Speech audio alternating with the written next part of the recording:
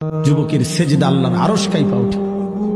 নওজোয়ান সেজদা দিলে আল্লাহ আরশ আজিম থেকে বলে, যুবক তুই আমারে সেজদা দিলি, যা ওয়াদা দিলাম হাসরের ময়দান আমি তোরে আমার আরশের ছায়া দেব। বাহ বাহ, তোরে আমি পাশে বসাবো নওজোয়ান, তুই স্টেজে বইবি, স্টেজে বসবি, বাকিরা তাকায় দেখবি, বাপরে আমগো এলাকার হেতে দি বাদশাহ।